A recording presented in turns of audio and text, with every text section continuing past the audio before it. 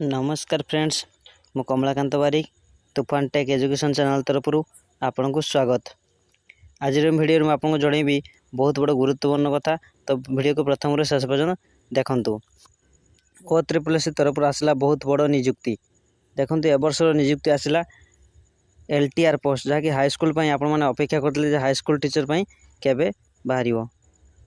देखु ए तार समय सीमा बाहरी सारी। तो आपण मैंने ये देखिपारे। देखो आसी नोटिफिकेशन ऑफ रिजल्ट OSSC तरफ आसी शॉर्ट एडवर्टाइजमेंट आपण मैंने देखिपारे।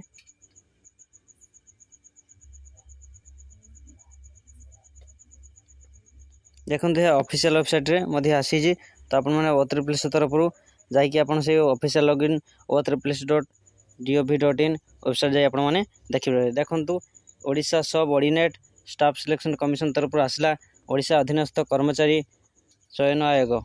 देखो ऑनलाइन रजिस्ट्रेशन केबठ हम 1/4/2024 तारीख आरंभ हम। लास्ट रही 1/4/2024 आरंभ है 30/4/2024 शेष हम। जदि वीडियो आपको भल लगता है वीडियो को लाइक कमेंट शेयर और सब्सक्राइब कर दिखाँ।